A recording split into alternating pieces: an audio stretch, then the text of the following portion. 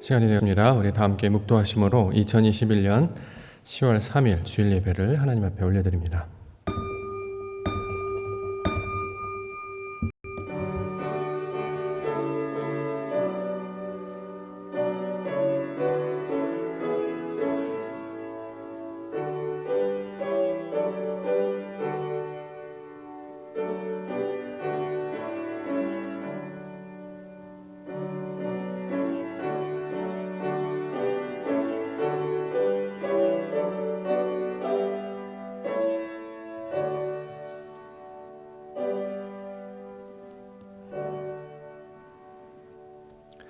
나더러 주여 주여 하는 자마다 다 천국에 들어갈 것이 아니요 다만 하늘에 계신 내 아버지 뜻대로 행하는 자라야 들어가리라.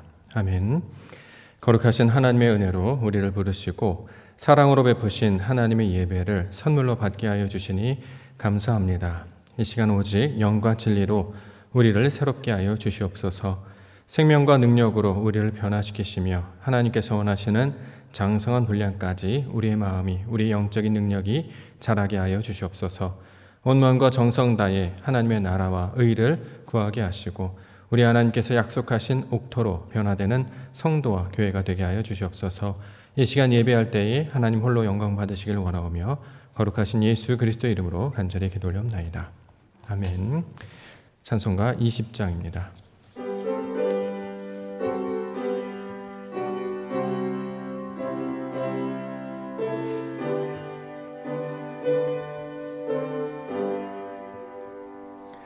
큰 영광 중에 계신 주 나 찬송합니다.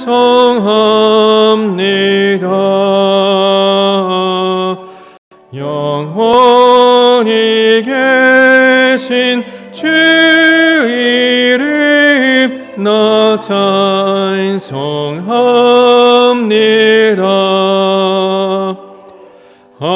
한없이 크신 능력을 나 찬송합니다.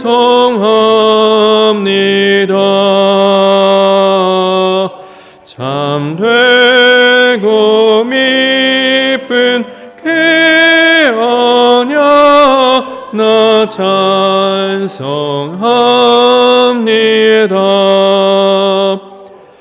온 천지 창조하시던 그 말씀 힘이 있어 영원히 변치 않는 줄 나 믿사옵니다.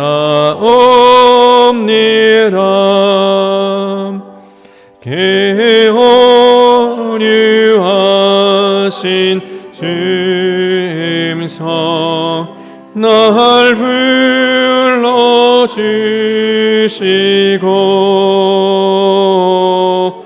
그 품에 품어 주시니 나 찬송합니다.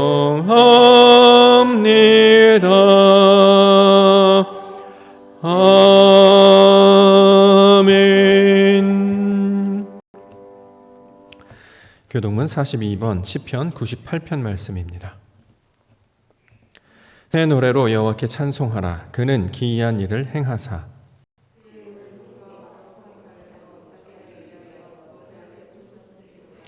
여호와께서 그의 구원을 알게 하시며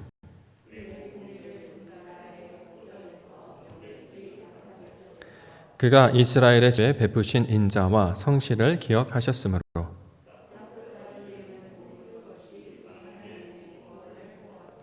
온 땅이여 여호와께 즐거이 소리칠지어다. 수금으로 여호와를 노래하라. 나팔과 호각 소리로 왕이신 여호와 앞에 즐겁게 소리칠지어다.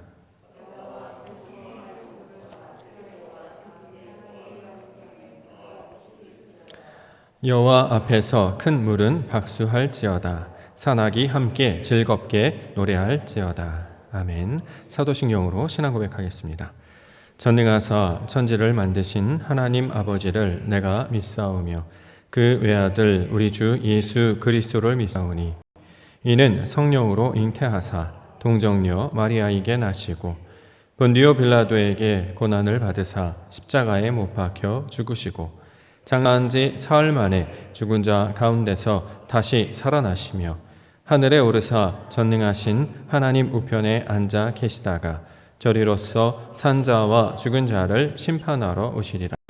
성령을 믿사오며 거룩한 공회와 성도가 서로 교통하는 것과 죄를 사하여 주시는 것과 몸이 다시 사는 것과 영원히 사는 것을 믿사옵나이다. 아멘. 찬송가 304장입니다.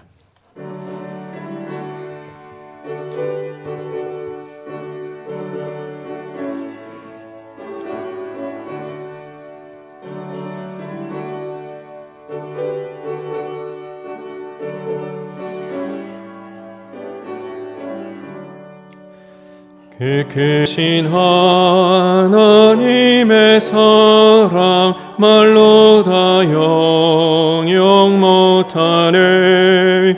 저 높고 높은 별을 넘어 이 낮고 낮은 땅 위에 죄범한 영혼 구하려 그 아들 보내사 암흑죄물 삼으시고 죄 용서하셨네. 하나님 크신 사랑은 증량다 못하네. 영원히 변치 않는 사랑 성도여 찬양하세. 괴로운 시절 지나가고 땅 위에 영화쇠할 때 주 믿지 않던 영혼들은 큰 소리 외쳐 울어도 주 믿는 성도들에게 큰 사랑 베푸사 우리의 죄 사했으니 그네 잊을까. 하나님 크신 사랑은 증량다 못하네. 영원히 변치 않는 사랑 성도여 찬양하세. 하늘을 두루마리 삼고 바다를 먹물 삼아도 한없는 하나님의 사랑 다 기록할 수 없겠네. 하나님의 크신 사랑 어찌 닿았을까. 저 하늘 높이 쌓아도 채우지 못하리. 하나님 크신 사랑은 증량다 못하네. 영원히 변치 않는 사랑 성도여 찬양하세.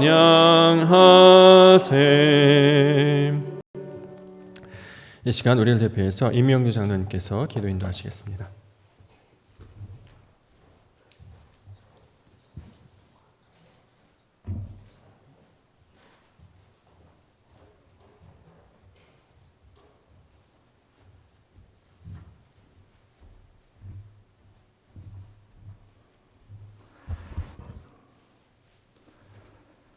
만의 왕이 되시는 여호와 아버지 하나님, 늘 연약하고 부족한 저희들 지난 한 주간도 섭리하시고 지켜 보호하시다가 오늘도 비록 비대면이지만 아버지의 말씀과 아버지의 진리와 하나님께 기도하기 위하여 모인 아버지 귀한 자녀들 기억하시고 예수님의 이름으로 감히 나온 저희들을 주님께서 용납하시사 오늘도 하나님께 온전한 예배를 통하여 아버지 앞에 영광 돌릴 수 있는 귀한 은혜의 시간이 되게 하옵소서.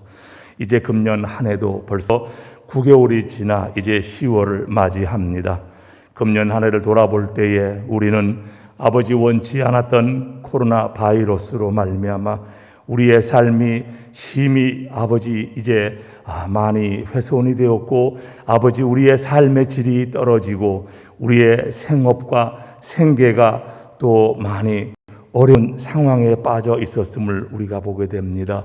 주여 하나님이시여 많은 나라들 열방들 모두가 이제 세상의 일 육신의 일을 다 내려놓고 아버지 하나님과 더욱더 교제하며 영적인 시간을 갖기 위해서 허락하신 이 귀한 시간을 우리가 온전히 선용할 수 있는 믿음을 저희들에게 허락하여 주시옵소서.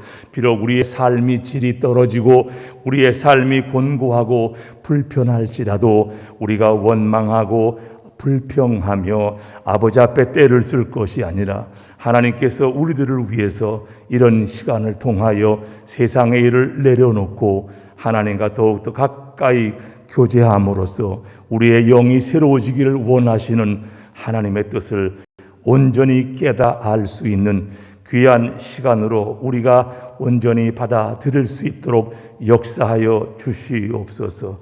아버지 하나님께서 우리 옥토교회를 사랑하셔서 60년 전에 이곳에 터를 아버지 놓고 지금까지 운영하게 하시고 지켜주시니 은혜를 감사합니다. 아버지 하나님, 우리가 세상의 나이로도 60년이면 이제 작년이 되었건만 우리 교회가 아직은 많이 미약한 가운데 있사오니 주여 긍휼히 불쌍히 여겨 주시오며 아버지 어렵고 힘든 시기에 더욱더 하나님 앞에 많은 백성들 나와서 함께 예배하게 하시고 이 지역 아버지 근동에 아직도 하나님을 모르는 자녀들 불러주시옵소서. 믿음에 서 있기를 원하는 자들도 불러주시고 또 믿음의 진보를 이루기를 원하는 자들도 불러주셔서 우리가 대면 예배든 비대면 예배든 간에 하나님 앞에 더욱더 가까이 나오는 자들로 이 제단을 채워주시옵기를 간절히 빌고 소망합니다. 특별히 아버지 직분을 맡아서 아버지 늘 수고해야 되는 하나님의 귀한 자녀들을 기억하시고 비록 우리가 모이지를 못하고 아버지의 행사도 가지 못하고 애찬도 나누지는 못하지만 우리가 영적으로 서로 교류할 수 있게 하시고 이 제단을 놓고 기도하며 아버지 성도를 놓고 기도하게 하시며 구역과 각 기관을 놓고 기도할 줄 아는 아버지 그래서 우리가 서로 합력하여 선을 이루어 나갈 수 있는 귀한 지체들이 다 될 수 있기를 간절히 빌고 소망합니다. 아버지 하나님, 이 나라 이 민족 가운데 특별히 이제 의료진들을 기억하여 주셔서 이 코로나 바이러스로 말미암아 지금도 많은 일선에서 아버지 고통받고 수고하는 우리 의료진들과 간호사들에게 항상 아버지 능력을 더하여 주시고 저들의 수고를 통하여 아버지 우리가 이 모든 역경과 환난에서 속히 벗어날 수 있게 도와 주시옵소서. 하나님의 그 높으신 경륜과 뜻을 깨닫지 못하고 지금도 우리 인간의 방법으로 우리 과학의 힘으로 아버지여 이 질병을 물리치고자 가진 애를 쓰고 있으나 빌고 원하 없는 것은 하나님이 아니시면 주께서 말씀하지 아니하시면 주께서 이 진노의 불을 끄지 아니하시면 결코 이 때가 지나갈 수 없음을 깨달아 알게 하시고 어느 곳이든 예수님의 이름으로 모여서 기도하는 무리들이 되게 하시고 사무엘이 미스바 집회를 통하여 이스라엘 백성의 신앙 없음을 아버지 앞에 회개하고 통에 자복할 때에 저들이 사무엘이 사는 날 동안 아버지 블레셋으로부터 평화하게 살았던 것을 기억합니다. 주여 특별히 이 땅을 기억하시고 아버지 이 민족을 아버지 긍휼히 불쌍히 여겨주시고 오늘도 전국 방방곡곡에서 예수 그리스도의 이름으로 예배하는 초소마다 하나님께서 늘 임재하시고 우리의 예배와 기도와 간구를 들으시며 아버지 이 땅을 새롭게 하시고 우리가 이 모든 역경에서 속히 아버지 벗어날 수 있도록 주여 크시고 놀라우신 은총을 베풀어 주시옵소서. 오늘도 우리 목사님을 단위에 세우셨나이다. 아버지께서 저에게 늘 힘을 주시옵소서. 지혜를 주시옵소서. 말씀의 능력을 더하여 주시옵소서. 선포되는 말씀이 우리의 심령을 변화시키는 말씀이 되게 하시고 모든 그 말씀을 듣는 자들 또 듣기를 사모하는 말씀이 될 수 있도록 주여 은총을 베풀어 주시옵소서.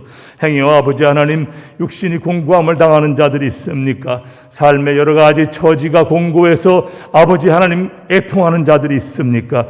이 예배를 통해서 저들이 하나님 앞에 간절히 기도할 때에 수로보니게 여인이 아버지 예수님의 옷자락에 손만 닿아도 나을 줄 알고 아버지 다가갔던 그 믿음을 가지고 기도하게 하시고 예배에 동참하게 하심으로 말미암아 살아계신 하나님의 능력을 체험하는 귀한 은혜의 시간이 될 수 있도록 주여 역사하여 주시옵소서. 예배의 시종을 주께 맡기오며 이 모든 말씀을 저희를 사랑하시는 나사렛 예수님의 이름으로 간절히 기도하옵나이다. 아멘.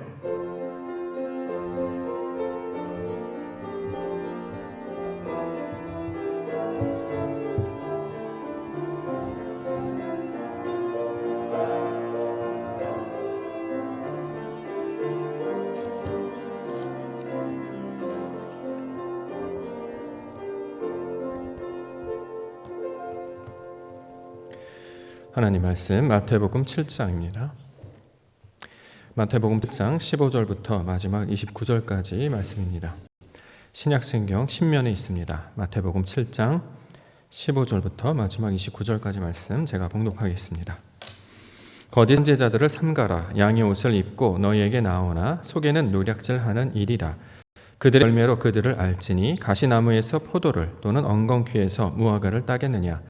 이와 같이 좋은 나무마다 아름다운 열매를 맺고 못된 나무가 나쁜 열매를 맺나니 좋은 나무가 나쁜 열매를 맺을 수 없고 못된 나무가 아름다운 열매를 맺을 수 없느니라. 아름다운 열매를 맺지 아니하는 나무마다 찍혀 불에 던져지느니라. 이러므로 그들의 열매로 그들을 알리라.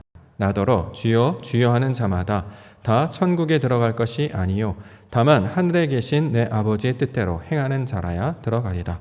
그날에 많은 사람이 나더러 이르되 주여 주여 우리가 주의 이름으로 선지자 노릇하며 주의 이름으로 귀신을 쫓아내며 주의 이름으로 많은 권능을 행하지 아니하였나이까 하리니 그때 내가 그들에게 밝히 말하되 내가 너희를 도무지 알지 못하니 불법을 행하는 자들아 내게서 떠나가라 하리라.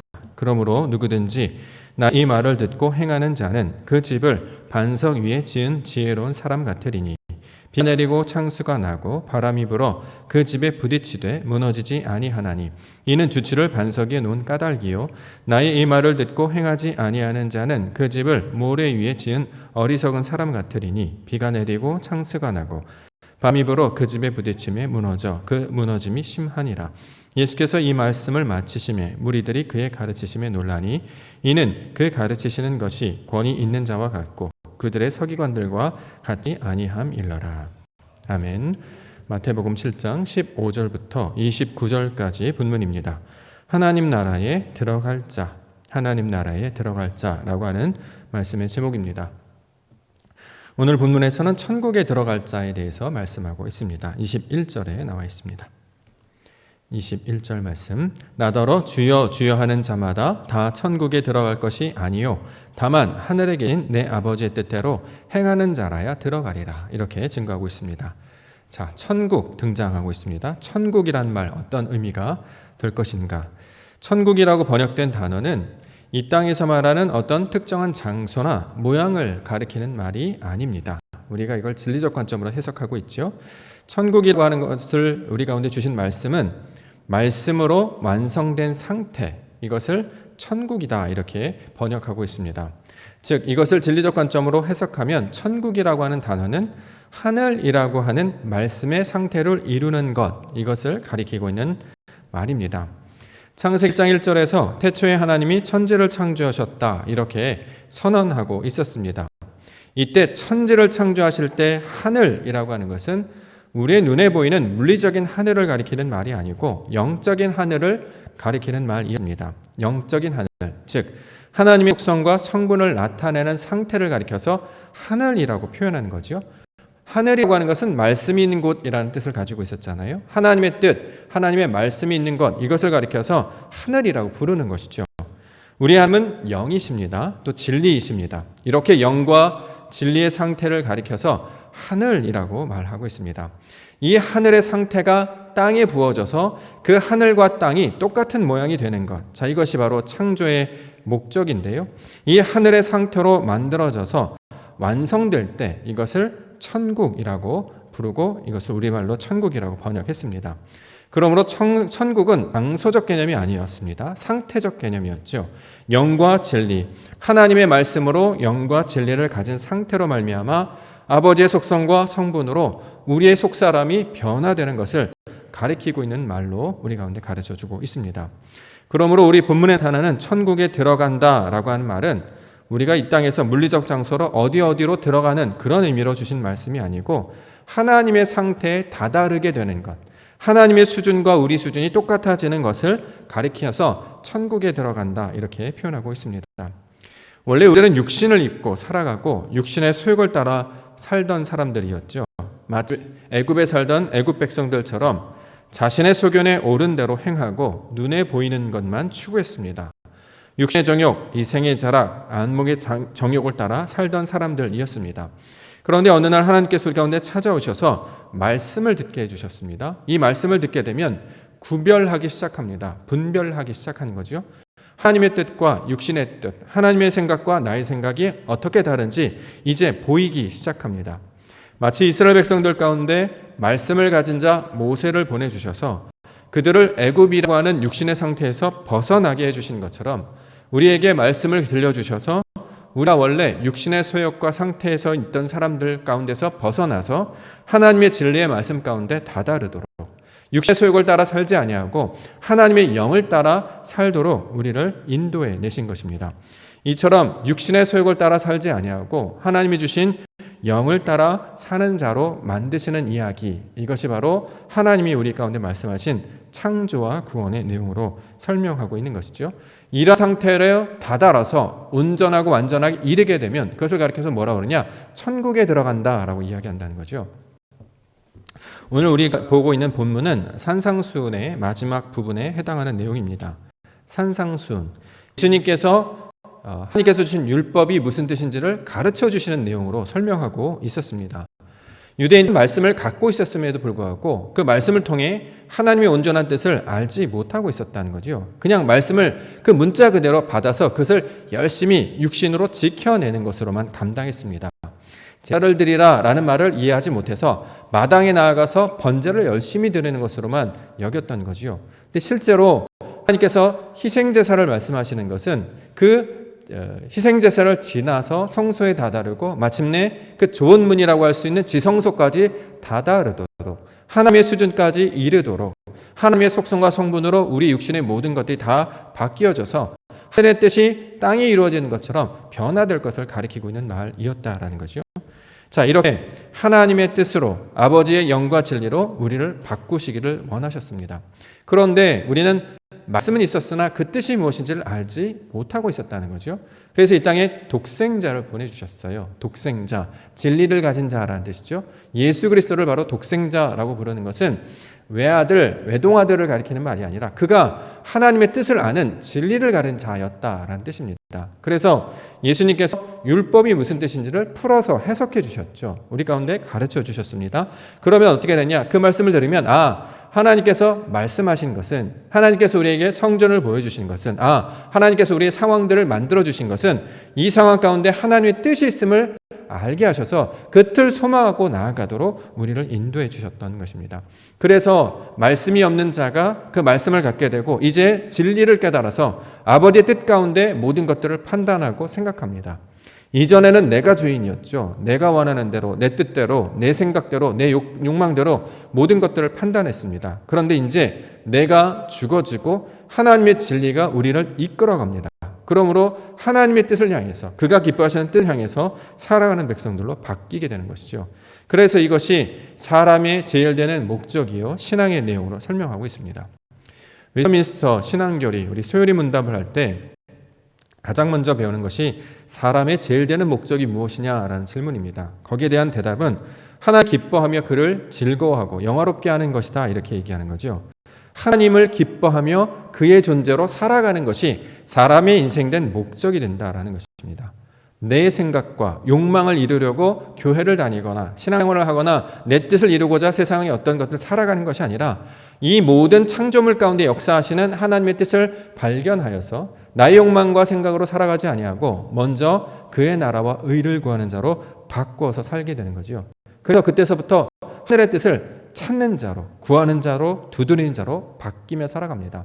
어떤 일이 나타나도 이 가운데 하나님의 뜻이 있음을 기억하여서 아버지께서 기뻐하시는 것이 무엇일까? 아버지께서 원하시는 것이 무엇일까? 날마다 구하고 찾고 두드림으로 그것들로 내 육신의 모든 동기로 살아가는 자들이 되는 것. 이것을 가리켜서 하나님의 구원의 내용으로 설명하고 있는 것입니다. 이렇게 온전하고 완전한 하나님의 사람으로 바꾸시고자 이 땅에 찾아오셔서 하나님의 뜻이 바로 이런 것이야 라고 가르쳐 주셨던 하나님의 말씀을 온전히 받을 때에 이것이 구원에 이르는 길이요 바로 예수 그리스도께서 원하시는 하나님의 모를 닮은 아버지의 뜻과 우리의 뜻이 하나가 되는 그 목적을 이루는 내용이 되는 것입니다. 우리가 이 말씀을 진리적 관점으로 우리가 이것들을 붙잡고 하나님의 뜻을 온전히 깨달아 거룩하신 하나님의 형상과 모양을 닮은 영과 진리로 살아가시는 우리 믿음의 성도님들과 옥토교회가 되기를 주님의 이름으로 간절히 축원합니다. 자, 이 말씀에 전자하여서 오늘 주시는 말씀들을 살펴보고자 합니다. 하나님 나라에 들어가는 것, 천국에 들어가는 것이 무슨 뜻입니까? 아버지의 뜻과 내 뜻이 똑같아지는 거지요. 원래 예전에는 내 육신과 욕망이 있었어요. 이제 이걸 다 버리고 하나님의 뜻을 구하며 살아가게 됩니다. 하나님께서 원하시는 것이 무엇일까요? 그의 형상대로, 그의 뜻대로 우리가 바뀌는 거예요. 육신을 입고 있는데 이 땅에 살아가는데 육신의 소욕을 따라 사는 것이 아니라 하나님이 주신 진리의 말씀, 그 영을 따라 살게 되고 땅에 사는 존재였는데 하늘에 속한 자로 살게 하신다라는 거죠. 자, 이것이 목적임을 기억하여서 오늘 주신 말씀을 살펴보고자 합니다. 첫 번째는 열매에 관한 이야기 하고 있습니다. 15절부터 20절까지 다시 한번 읽도록 하겠습니다. 마태복음 7장 15절부터 20절. 거짓 선지자들을 삼가라. 양의 옷을 입고 너희에게 나오나 속에는 우략질하는 일이라. 그들의 열매로 그들을 알지니 가시나무에서 포도를 또는 엉겅퀴에서 무화과를 따겠느냐. 이와 같이 좋은 나무마다 아름다운 열매를 맺고 못된 나무가 나쁜 열매를 맺나니 좋은 나무가 나쁜 열매를 맺을 수 없고 못된 나무가 아름다운 열매를 맺을 수 없느니라. 아름다운 열매를 맺지 아니하는 나무마다 찍혀 불에 던져지니라. 이러므로 그들의 열매로 그들을 알리라. 열매를 통해서 그 안에 담겨 있는 것이 무엇인지를 알게 될 것이다, 이렇게 말씀하고 있습니다. 그러면 무엇을 알려고 하는 것일까요? 이 열매의 정체는 무엇인가? 15절에 보면 거짓 선지자들을 삼가라 라는 말씀을 주고 있죠. 자, 거짓 선지자를 삼가라. 자, 이게 무슨 뜻이었을까요? 우리는 그동안 이것을 문 밖에 있는 어떤 특정한 인물들이나 대상들로 이 말씀을 이해해왔습니다. 그렇기 때문에 거짓 선지자, 즉 진리를 말하지 아니하고 비진리를 말하는 자들, 세상의 교훈을 말하는 자들, 율법을 강조하는 자들을 가리켜서 거짓 선지자 이렇게 이야기했고 그들을 주의하거나 경계하는 말로 이것을 우리가 이해해 왔습니다. 그런데 우리는 올해 진리적 관점으로 말씀을 새롭게 보고 있죠. 그렇기 때문에 이 말씀을 진리적 관점으로 해석하면 거짓 선지자는 누구를 가리키는 말이냐면 우리 몸 밖에 다른 사람을 가리키는 것이 아니라 우리를 나타내는 말입니다. 우리가 거짓 선지자가 되는 것을 경계해야 된다라는 거죠. 하나님께서 우리의 백성들을 부르셨어요. 그래서 그 목적이 무엇입니까? 왕으로 만드시고 왕 같은 제사장이 되게 하고 선지자들과 똑같은 모양으로 만드시는 거죠. 왜냐하면 이들이 성경에서 기름 부음 받은 자들이기 때문입니다.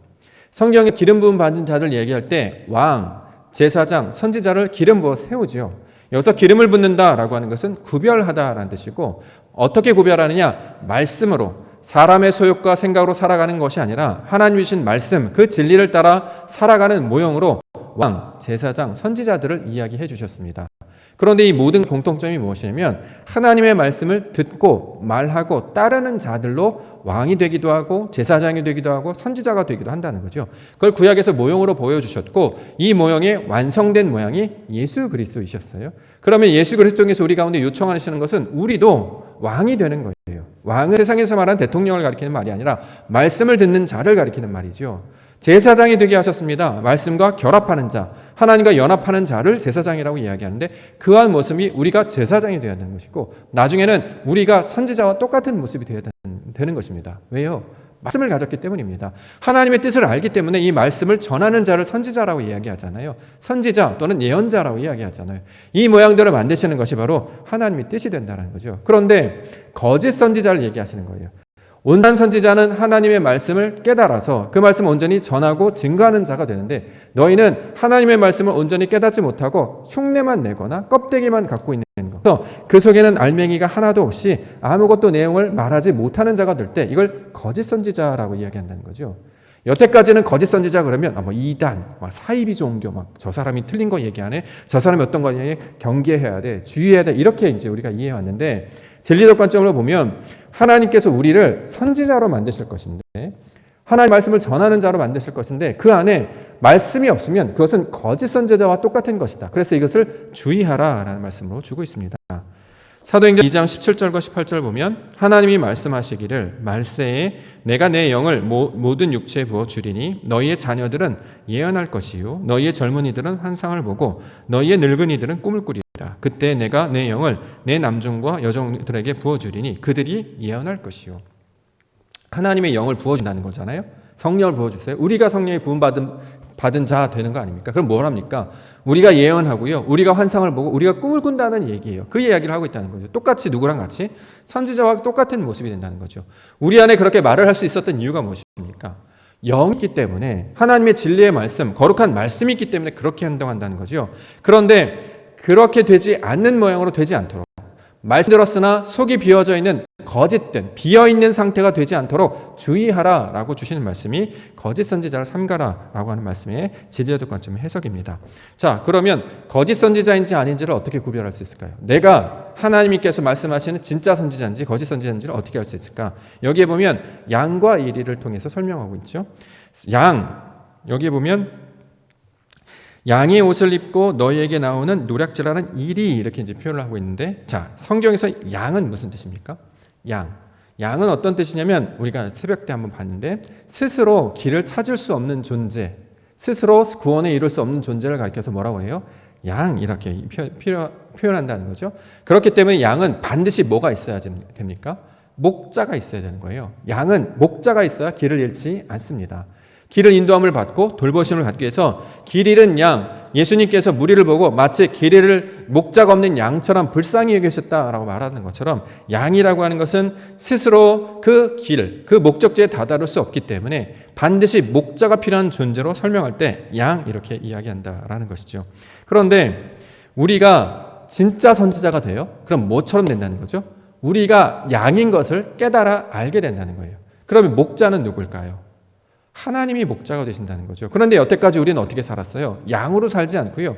우리가 마치 목자인 것처럼 내가 머리가 되어서 내가 무엇인지 할 수 있는 존재인 것처럼 다른 사람의 도움이 없이도 내가 살고 있던 경험, 내가 가지고 있는 지식, 내가 갖고 왔던 어떤 것들로 모든 일들을 이루어낼 수 있다고 생각을 하고 있었다는 거죠. 근데 말씀을 딱 대하고 나니까 나는 아무것도 아니네. 주님의 도움이 없이는 절대 길을 찾을 수 없는 길 잃은 양과 똑같네 라는 것을 깨닫는 거예요. 그건 누가 하느냐? 선지자들이 바로 그 이야기를 전하는 것이죠.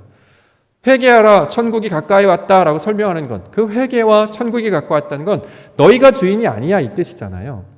우리가 주인이 아니야. 너가 주인이 아니고 하나님이 이 땅의 주인이신 거야. 너는 너 스스로 구원에 이룰 수 없어. 오직 하나님의 도우심만이 우리를 구원할 수 있다. 그 이야기를 전하는 자가 된다는 거죠. 그러므로 우리를 선지자로 만드신다는 것은 하나님이 주인 되시며 목자 되시고 우리는 길 잃은 양과 같이 우리는 먼지와 같은 존재가 될 수밖에 없습니다를 알게 하시는 존재라는 거예요. 그런데 거짓 선지자는 뭡니까? 양인지를 깨닫지 못하는 거예요. 그래서 나타나는 비유가 뭐냐면 이리라고 이야기한다는 거죠. 성경에서 이리는 말씀을 듣지 않는 모습을 표현할 때 사용하고 있습니다. 스바냐 3장 1절부터 나와 있는데요. 패역하고 더러운 곳 포악한 그 성읍이 화 있을진저 그가 명령을 듣지 아니하며 교훈을 받지 아니하며 여호와를 의뢰하지 아니하며 자기 하나님에게 가까이 나아가지 아니하였도다. 그 가운데 방백들은 부르짖는 사자요 그의 재판장들은 이튿날까지 남겨두는 것이 없는 저녁 일이요 그의 선지자들은 경솔하고 간사한 사람들이요 그의 제사장들은 성소를 더럽히고 율법을 범하였도다. 여기에 보면 저녁 일이요라고 이제 설명을 합니다. 무슨 뜻이냐? 명령을 듣지 않고 교훈을 받지 않고 여호와를 의지하지 않으면 그걸 뭐라고 해요? 일이라고 표현한다는 거죠. 여기서 말하는 부르짖는 사자 저녁 일이가 바로 이 모습입니다. 하나님의 뜻과 아버지의 뜻을 아는 자들은 자신을 낮춰서 내가 주인이 아니라 하나님이 주인이십니다. 반드시 하나님만이 이루실 것입니다. 라고 생각합니다. 그렇기 때문에 어떤 판단도 하지 않게 되는 거죠. 근데 일이는 어떻게 해요? 내가 주인이 돼서 내가 다 판단하는 거죠. 그래서 하나님이 더 높은 존재가 말을 했었음에도 불구하고 듣지 않습니다. 교훈을 받지 않습니다. 여호와를 의지 않습니다. 그러면 그것은 이리와 같은 모습이다. 다른 말로 이것을 거짓 선지자라고 이야기한다. 너희가 바로 내용이 없는 실속이 없는 하나님의 말씀을 온전히 깨닫지 못하는 존재다. 그렇기 때문에 이것들을 살피라 이것으로 주고 있는 내용입니다. 이 이야기를 열매 이야기를 통해서 설명하고 있잖아요. 열매. 속 안에 있는 것이 바깥으로 나타나 드러나면 이걸 열매라고 이야기하죠. 소산물을 가리키는 말입니다. 하나님의 말씀을 온전히 내 안에 이렇게 채우게 되면 하나님만 있기 때문에 나는 사라지게 되잖아요. 그러면 아버지 것만 드러나게 됩니다. 우리가 아버지 것으로 드러나면 우리는 아버지 앞에 작은 양과 같은 존재입니다. 이게 나타나야 되는데 그 안에 하나님의 말씀이 없고 내가 있으면 이와 같이 거짓 선지자와 같은 똑같은 모습이 된다라는 거죠. 이사야서 5장 2절 말씀 땅을 파서 돌을 제하고 극상품 포도나무를 심었도다. 그 중에 망대를 세웠고 또 그 안에 술틀을 팠도다. 좋은 포도 맺기를 바랐더니 들포도를 맺었도다. 성도는 좋은 포도를 맺기 위해서 심으신 하나님의 좋은 포도나무와 같은 것이다라는 거죠. 그럼 좋은 열매를 맺어야 됩니다. 좋은 열매가 무엇입니까? 하나님을 열매 맺는 걸 좋은 열매라고 합니다. 그런데 하나님의 것을 맺지 않고 사람의 것으로 자꾸 맺으려고 할 때 이것을 들포도 이렇게 비유하고 있는 것이죠. 이사야서 5장 7절에 무릇 만군의 여호와의 포도원은 이스라엘 족속이요 그가 기뻐하시는 나무는 유다 사람이라 그들에게 정의를 바라셨다니 도리어 포악이요 그들에게 공의를 바라셨다니 도리어 부르짖음이었도다. 하나님의 뜻대로 행하도록 가르쳐줬더니 아버지 뜻대로 행하지 않고 아버지의 이름을 이용해서 자기 뜻대로 하더라. 이제 이 뜻이다라는 거죠. 아버지 나한테 재산 주세요. 그리고 나가버리는 둘째 아들과 똑같은 모습이었습니다. 그렇기 때문에 거짓 선지자가 되지 않도록 그 안에 내용물이 없도록 내용이 없는 자가 되지 않도록 주의하라라는 말이 거짓 선지자에 관한 이야기입니다. 자, 우리는 양과 같은 존재였다라는 거죠. 그것을 제대로 보여주신 분이 누구십니까? 예수님이 우리 가운데 찾아오셔서 어린 양의 모습이 어떤 것인지를 보여주셨죠. 그래서 요한복음 1장 29절에 보면 이튿날 요한이 예수께서 자기에게 나오심을 보고 이르되 보라 세상 죄를 지고 가는 하나님의 어린 양이로다. 하나님께서 기뻐하시는 모양이 이런 모양이라는 거죠. 우리도 똑같이 양임을 기억해야 할 것을 가리키고 있는 말입니다. 자, 그래서 온전히 하나님의 뜻 가운데 나아가는 것은 그 목자 되신 문이 되신 그리스도 예수를 통해서만 나아갈 수 있음을 가르쳐 주고 있는 것이죠. 여태까지 나의 생각과 나의 경험으로 살았다면 이제 내 것이 다 사라지고 나는 아무것도 아니오니 하나님의 말씀 그 진리로 우리를 인도해 주시옵소서. 그래서 마치 양과 같은 모습으로 그렇게 하나님 앞에 겸손하고 낮은 모습으로 살게 해 주시옵소서. 그래서 하나님의 나라가 우리 가운데 펼쳐진 모양은 내려오는 모양으로 설명해 주셨잖아요. 낮아지고 내려오고 섬기는 모습. 그러면 우리도 어떻게 해요? 내려오고 낮아지고 섬기라는 거죠. 우리의 자아와 정체성을 그렇게 얘기한다는 것입니다. 나는 하나님 앞에 아무것도 아닙니다. 라는 것을 보고 배우는 것이 하나님의 성품과 똑같아지게 된다는 거죠. 그렇기 때문에 신앙이라고 하는 것, 믿음이라고 하는 것은 점점 나의 생각들이 점점 사라지게 돼요. 내 주관이, 내 의가 사라지게 돼요. 하나님의 것만 남아있기 때문입니다. 놀라운 것은요, 내 생각대로 하지 않았는데 하나님이 이께서 일하시는 것을 보게 됩니다. 교회 공동체가 바로 그런 것이죠. 자신의 뜻을 내 꿈을 이루기 위해서 모인 곳이 아니라 하나님이 하실 것을 기대하고 바라보기 때문에 그가 원하는 것들을 가지고 함께 기도하며 마음을 맞대는 것 아니겠습니까? 자, 이것들을 통해 하나님의 뜻과 내 뜻이 똑같아지는 것. 바로 하나님의 속성이 내 안에 들어와서 그리스도 예수께서 우리에게 보여주셨던 것처럼 하나님의 뜻대로 되기를 원합니다. 그 모양으로 되어지면 이것을 가리켜서 천국에 들어간다라고 이야기한다는 거죠. 우리의 상태가, 우리의 수준이 그렇게 변화되는 것이에요. 그렇기 때문에 신앙 가운데 이것을 늘 말씀 가운데 기억해서 항상 연습하고 이것을 적용하며 살아야 합니다. 집에서도요, 학교에서도, 직장에서, 가정에서, 사회에서도 하나님이 주인 되시는 것들로 가면 내 판단과 기준이 사라져버려요. 그럼 어떤 것이라도 할 수 있고 어떤 것이라도 불가능이 없게 된다는 거죠. 우리가 자꾸 한계를 두는 것은 자꾸 내 생각이 개입되잖아요. 내 경험들이 개입되고 내 판단들이 개입됩니다. 근데 하나님이 계속 우리에게 말씀을 하시고 한 걸음 앞으로 나아가도록, 성장하도록 요청하신다는 거죠.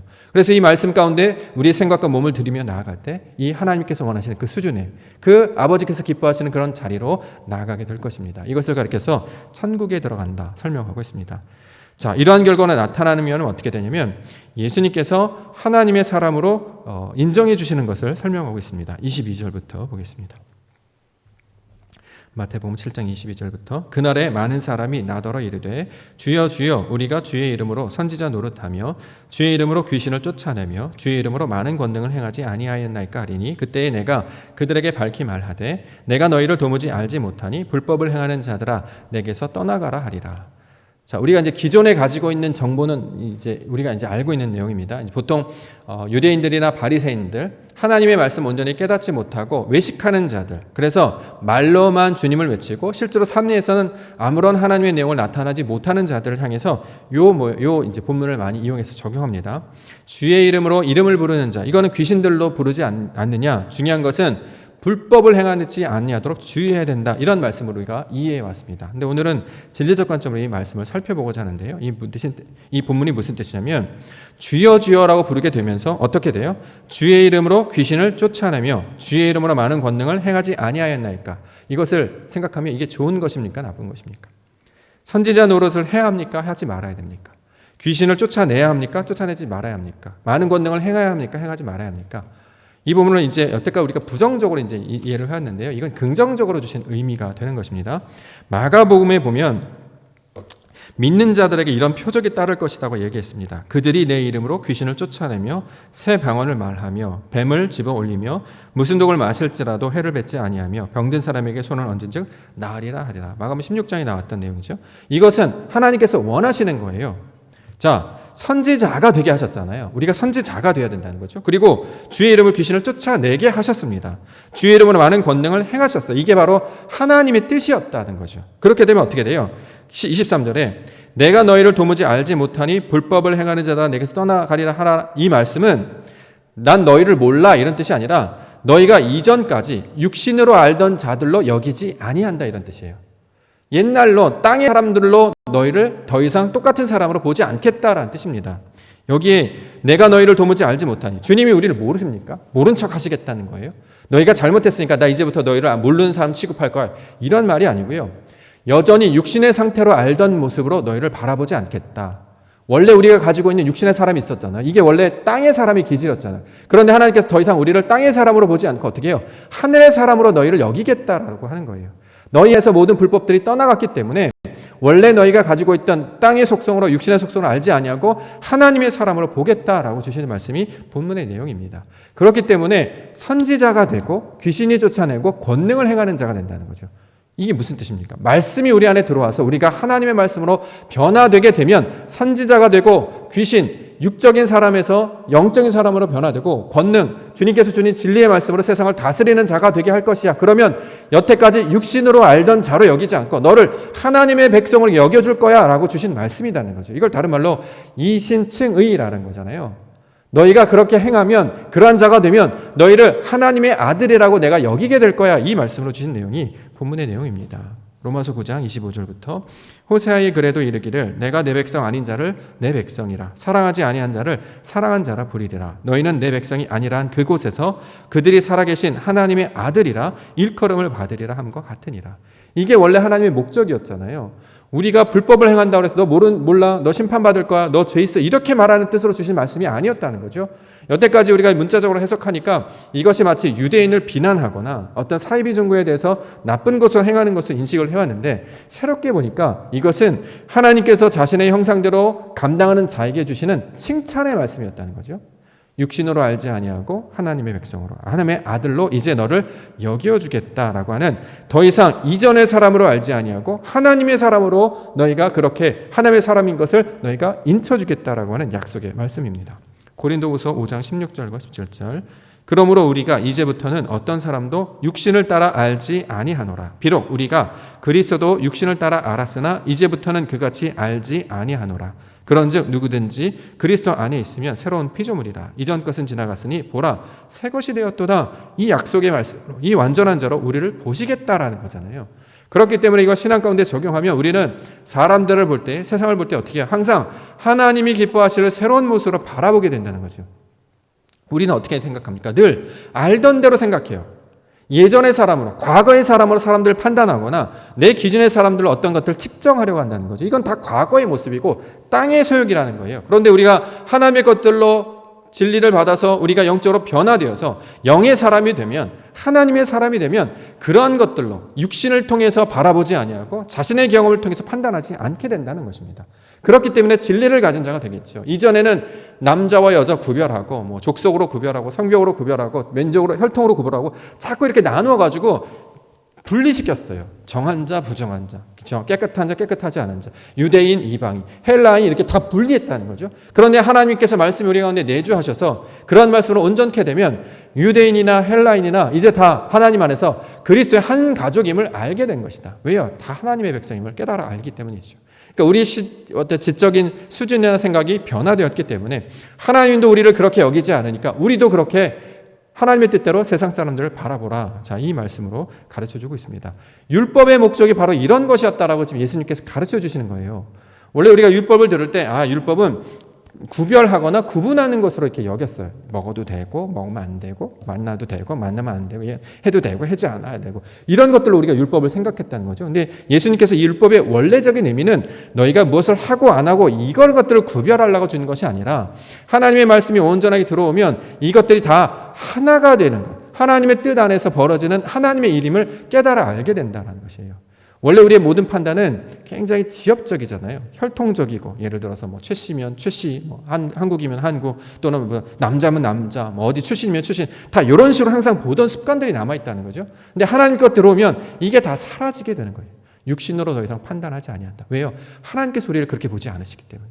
우리를 육신된 사람으로 보지 아니하고 하나님의 사람을 보아주시기 때문에 이러한 존재로 변화되게 될 것이다 라고 하는 것이 이 산상수훈에 주신 내용이 되고 있습니다.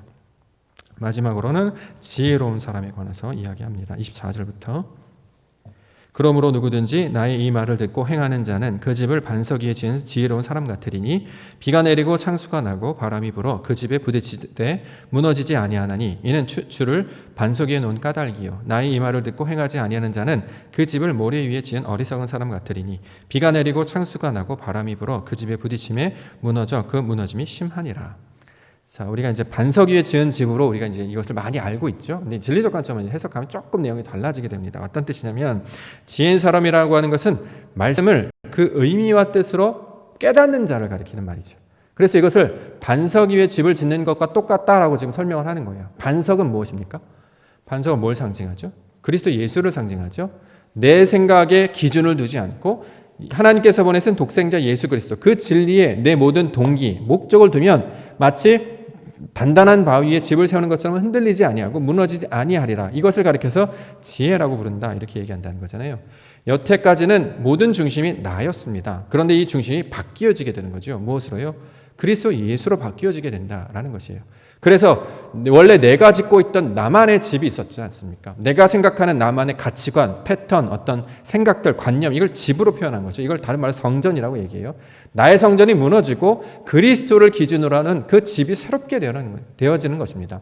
내가 머리가 되는 것이 아니라 주님께서 그리스도 예수께서 머리가 된 것을 가리켜서 이걸 가리켜서 지혜롭다 이렇게 지금 이야기하고 있습니다.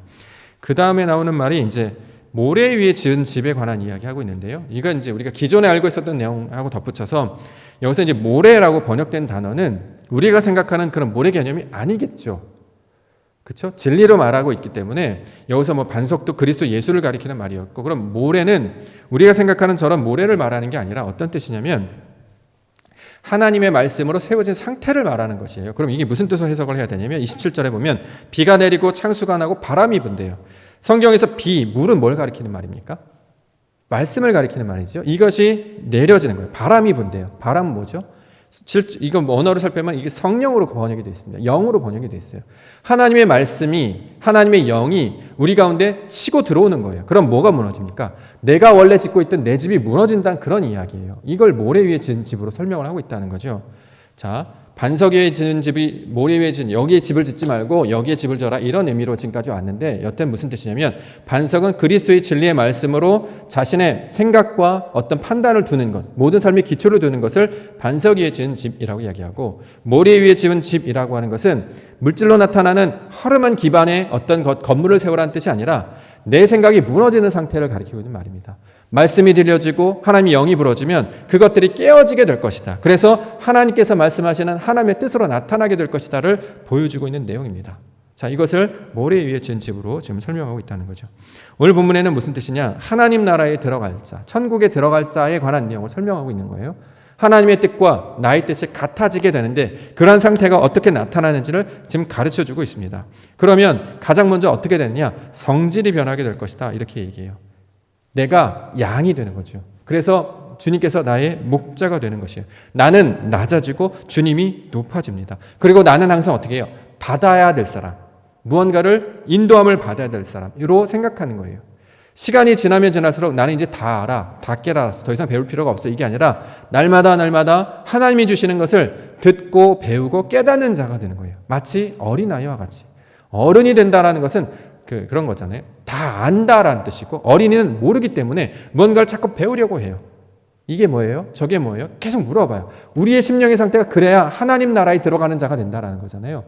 내 뜻에서 머물지 말고 내 판단에 있지 말고 하나님이 하실 일이 뭔가요? 날마다 물어보는 거예요. 이게 바로 하나님이 원하신 뜻이다라는 거죠. 그래서 하는 행동이 기도가 되는 것입니다. 이처럼 양의 모습으로 자신을 낮추고 하나님이 주시는 것들을 날마다 배우고 깨달으려고 하는 자, 이것이 하나님의 속성을 가진 자로 설명하고 있습니다. 그래서 말씀으로 우리가 온전하게 되는 것, 원래 내가 가지고 있는 생각들이 있었고 고집들이 있었고 간섭들이 있었습니다. 그런데 이것이 다 하나님이 주시는 말씀으로 바뀌어지는 것을 가리키고 있는 말입니다. 그러한 자들을 가리켜서 너의 생각과 마음은 진리의 기초를 두고 있구나. 세상에 나타나는 어떤 보여지는 것, 사람의 교훈들, 사람들이 맡아놓는 어떤 전통이나 유전에 내 생각에 근거를 두지 아니하고 하나님이 원하신 뜻에 내 마음의 동기를 두고 있구나. 이것을 가리켜서 지혜롭다라고 하는 거죠. 또 하나님의 말씀이 들려지면, 그렇게 영의 역사가 나타나면 내 모든 것들이 모래집처럼 무너지는 것을 받아들이게 되는 거예요. 안 무너질 거야, 안 죽을 거야, 이게 아니라 그렇게 내 것들을 무너뜨리고 하나님께서 원하시는 생으로 새롭게 쌓아주시옵소서라고 간구하는 자가 되어야 된다는 거죠. 여태는 절대 내 성역, 내 자리, 내 뜻 무너지면 안 된다고 생각했어요. 그런데 나는 모래성이구나, 먼지로 지어진 어떤 존재일 수밖에 없군요. 물이 부어지고 하나님의 진리의 말씀이 부어지고 성령이 부어지면 나는 휩쓸려가는 사람이 될 수밖에 없습니다. 그러니까 하나님 나를 진리로 붙들어 주시옵소서, 이렇게 간구하는 자로 만드시는 이야기가 바로 산상수훈에 관한 내용이 되고 있습니다. 그러니까 여기 나타나는 사람들의 반응이 어떻습니까? 28절과 29절, 예수께서 이 말씀을 마치시며 무리들이 그의 가르치심에 놀라니 이는 그 가르치시는 것이 권위 있는 자와 같고 그들의 서기관들과 같이 아니함일러라. 이 세상에서 뭔가를 자꾸 해야 되는 그런 일로 들었어요. 그런데 그런 뜻으로 준 것이 아니고 하나님이 하실 일을 너희에게 보여주는 거다. 그러니까 너희가 하나님의 사람이 되는 거야. 진짜 하나님의 사람이 되는 거야. 모양만, 혈통만 유대인이 아니라 너의 그 속성의 성질들이 바뀌게 된다는 거죠. 이전에 여전히 속성을 갖고 있을 때 원망하지 않았니? 낙심하지 않았니? 불안해하지 않았니? 염려하지 않았니? 근데 하나님의 뜻을 다 깨닫고 나니까 염려가 다 사라져버리는 거예요. 자, 이 일들을 보는 자들을 가리켜서 구원의 백성으로 우리 가운데 말씀하고 있다라는 거죠. 그 진리를 붙들고 우리 믿음 가운데 나아가는 우리 성도와 교회가 되기를 원합니다. 진리로 예배하고 진리로 사랑하고 진리로 열매 맺는 것은 결국 하나님이 원하시는 뜻으로 우리의 생각과 모양이 바뀌어지게 되는 것을 가리키고 있는 말입니다. 실제로 우리가 삶의 가운데 그 어른스러운 모습들을 가끔씩 볼 때가 있지 않습니까? 와, 어떻게 저렇게 하지? 그럴 때 감동을 받아요. 그렇죠? 평상시 사람 같으면 저렇게 안 할 텐데 와 뭔가 다른 것 같은데 할 때 우리는 사람들 와 대단하네 이러면서 이렇게 감동을 받고 이렇게 배우려고 하고 어떤 감동을 받습니다. 자, 그러한 것들을 보더라도 사람들이 감동을 하는데 하나님이 주시는 성품으로 우리의 생각과 우리의 지경이 우리의 마음의 생각과 태도가 넓어지고 높아지면 더 놀랍고 신기한 일이 되지 않겠습니까? 자, 이것들을 우리에게 가르쳐 주셔서 하나님의 사람으로 변할 것을 가르쳐 주고 있습니다. 이렇게 하나님께서 원하시는 모습들로 날마다 변화가시는 그런 하나님의 백성들 되기를 원합니다. 그러기 위해서 우리가 필요한 건 뭡니까? 구하는 게 필요해요. 하나님 그걸 좀 주세요. 아버지 갖기를 원합니다. 바라셔야 된다는 거죠. 말씀을 그냥 이렇게 울려 퍼지는 소리로만 들으면 다 땅에 떨어져 버립니다. 저 말씀이 있으면 내가 저렇게 되기를 원합니다 라고 아멘으로 붙드셔야 된다는 거죠. 그렇게 저도 하나님의 생각으로 하나님의 눈으로 하나님의 마음으로 품고 바라보고 이것들을 견디는 자 되게 해 주시옵소서. 마침내 이렇게 될 때에 하나님의 영광을 보게 해 주실 줄 믿습니다. 자, 이것처럼 우리에게 주신 옥토의 이름처럼 그 아름다운 땅이 되어서 하나님의 뜻이 그 하늘의 뜻이 이 땅 가운데 이루어지듯이 하나님의 나라가 우리 심령 가운데 다 이루어짐으로 모든 성도님들이 천국에 들어가는 그 하나님의 마음과 똑같아지는 하나님의 수준과 똑같아서 와 하나님을 보는 것 같습니다 라고 사람들이 이야기하는 그러한 모양으로 살아가시는 우리 성도님들과 교회가 되기를 주의 이름으로 간절히 축원합니다. 기도하겠습니다. 거룩하신 하나님, 천국의 소망을 두게 하셨습니다. 아버지의 모양을 아버지의 뜻을 바라게 해주셨습니다.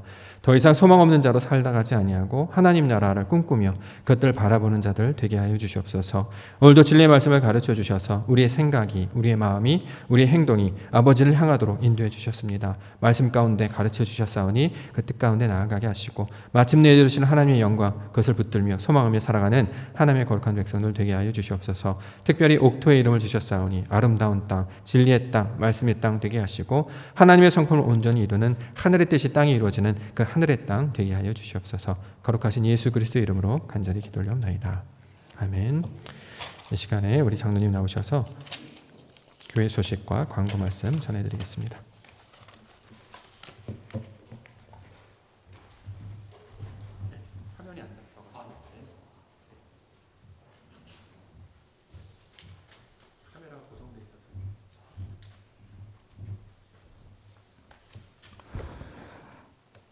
광고 말씀드리겠습니다. 어제 코로나 방역 4단계가 또 10월 17일까지 2주간 연장이 되었습니다. 저희 교회는 그동안에 진행해왔던 것처럼 주일 예배는 저희가 비대면으로 온라인으로 드리도록 하겠습니다. 다만 우리가 새벽 또 수요 금요 기도회는 대면 예배로 분당해서 진행을 합니다. 특별히 이제 우리 교단에 속한 직분자 되시는 분들은 이 수요 예배 또 새벽 예배 금요 기도에 더욱더 힘써서 같이 동참해 주시기를 바랍니다. 온라인 헌금은 우리 그 농협 계좌로 송금하시면 되겠습니다. 여기 하나 더 덧붙일 것은 저희 한 몇 주 전에 우리 교인들의 백신 접종 현황을 저희가 광고를 드린 적이 있는데 아직 전부 집계가 되지 않고 있습니다.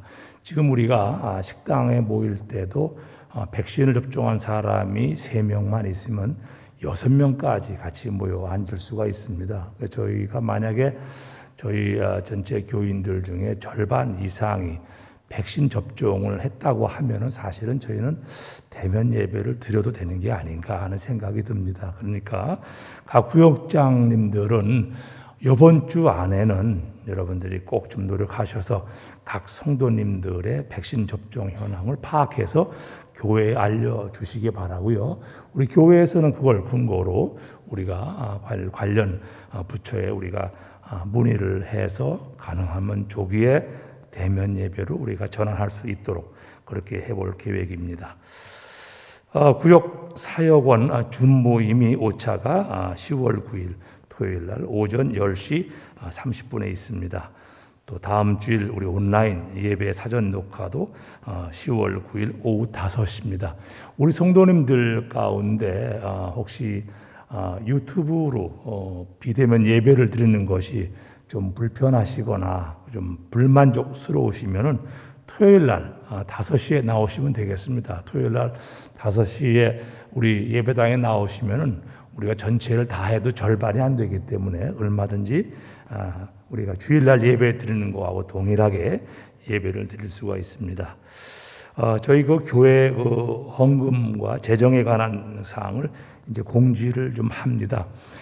지난주 헌금은 우리가 265만 3천 원이 들어왔는데요. 이제 재정은 저희가 한 440만 원 정도 남아 있습니다.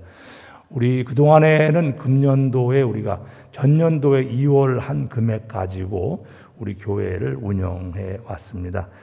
저희 교회에서는 고정적으로 나가는 게 한 550에서 600만 원 정도가 됩니다. 그래서 지금 저희가 교회 학교라든가 각 기관 행사 그런 계획을 전혀 이행하지 못하기 때문에 순수하게 고정비만 나가고 있는데, 저희가 특별히 우리 성도님들은 비록 비대면 예배지만은 헌금하시는 것은 좀 더 열심을 다해서 헌금해 주시면 좋겠습니다. 이상으로 광고 마치겠습니다.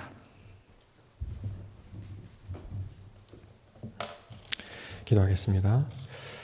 거룩하신 하나님, 하나님의 백성들을 이 땅 가운데 보내셔서 이 돌 땅을 말씀의 땅으로, 진리의 땅으로, 주님의 땅으로 바꾸시기 말씀하셨습니다. 이 심령으로 하나님께 주신 백성들 모든 심령이 변화되기를 원합니다. 60여 년 전 그곳 가운데 소망을 통해 말씀의 씨앗을 뿌려주셔서 이곳 가운데 말씀의 땅이 되게 하여 주셨사오니 이제 그것들로 열매 맺게 하여 주셔서 땅이 변하고 사람이 변하고 우리 심령들이 변하여 하나님의 뜻을 이루는 그 하나님의 놀라우신 뜻이 이 땅 가운데 이루어지는 하나님의 영광을 보게 하여 주시옵소서. 믿음의 성도들 성령의 능력으로 말미암아 힘을 허락하여 주시고 날마다 주와 동행함으로 세상 가운데 승리하며 이기는 우리 믿음의 성도들이 되어줄 수 있도록 인도하여 주시옵소서. 이제는 우리 구주 예수 그리스도의 은혜와 하나님 아버지의 무한하신 사랑하심과 성령 하나님의 교통하심이 말씀을 따라 믿음으로 살기를 다짐하는 모든 심령들 머리 위에 이 교회 위에 지금으로부터 영원토록 함께 있을지어다. 아멘.